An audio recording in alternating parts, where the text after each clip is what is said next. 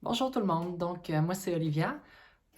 J'ai commencé à faire des vidéos un petit peu là, sur YouTube en anglais, mais aujourd'hui j'ai vu un article de Gabrielle Marion. Donc c'est une YouTubeuse là, qui fait des vidéos en français sur sa transition depuis quelques années. Euh, En fait c'est un article là, qui a été fait aussi avec une auteure trans, puis un autre homme trans aussi qui faisait des vidéos sur Internet pour parler un petit peu de la transition, puis essayer d'avoir un petit peu plus de présence là, au Québec. Et ça m'a fait allumer. Puis c'est ce que j'avais mentionné au début quand j'ai fait mon coming out, que je voulais faire aussi en français, mais je m'étais fait dire que c'était pas une super bonne idée d'avoir les deux sur la même chaîne. Donc, j'ouvre une nouvelle chaîne en français.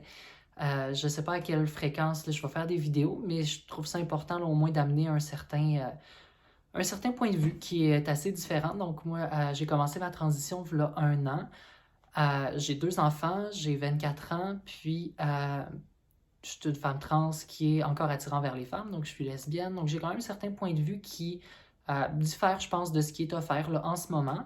Puis vu que je suis encore assez tôt quand même dans la transition, quand même possibilité là, de voir l'évolution malgré qu'il y a quand même une bonne partie qui est faite.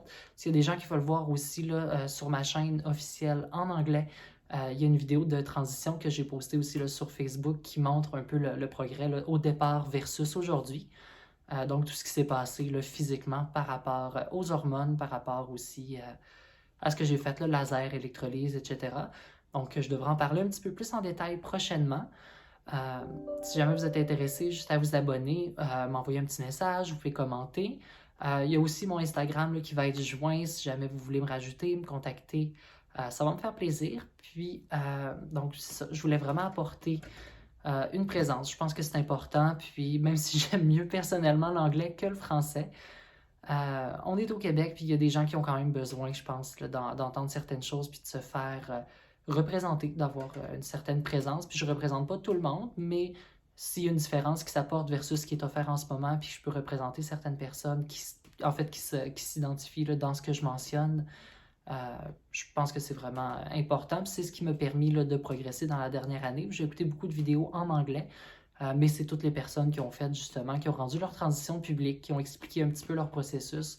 Un, ça m'a donné beaucoup d'informations, mais aussi ça m'a permis de me garder au courant, puis de me rassurer aussi en sachant que c'était normal, que ça prenait du temps, que je n'étais pas la seule personne à l'avoir vécu. Donc, c'est vraiment, vraiment ce qui m'a permis là, de toffer tous ces mois-là.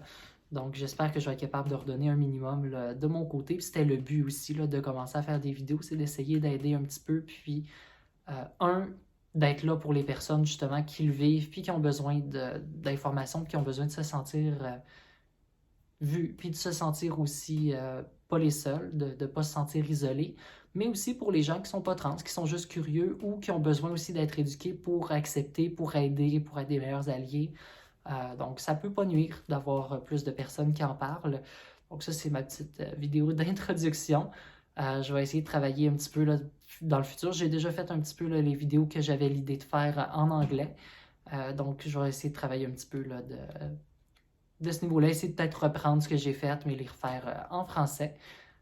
Puis, si vous avez des questions, n'hésitez pas là, à me les mentionner.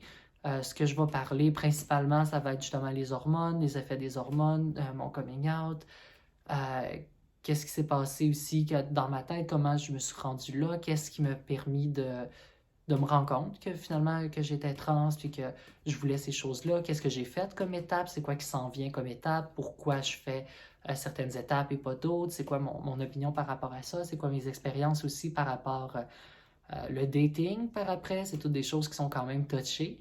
Puis, je veux aussi apporter une certaine précision par rapport à justement le processus en tant que tel, que ce soit le changement de nom légal, que là, je suis en plein dedans. J'ai reçu une lettre ce matin euh, pour confirmer que c'était reçu. Il y a un délai, il va falloir que je recommande des papiers. Donc, il y a tout un processus, comment je les ai remplis. Donc, si jamais il y a des choses à mentionner, ça peut être important.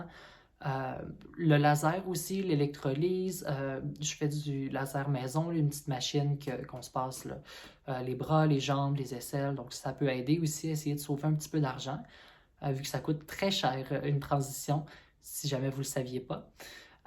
c'est très cher. Il n'y a pas grand-chose de couvert. L'opération de base, on est quand même chanceux au Québec, l'opération de réassignement de genre est couverte. Les pilules sont couvertes soit par le gouvernement, soit par les assurances privées, mais sinon, il n'y a pas grand-chose d'autre qui est couvert. Donc, on va pouvoir parler de ça là, un petit peu plus dans le détail. Donc, merci d'avoir écouté, puis je vous souhaite une très belle journée.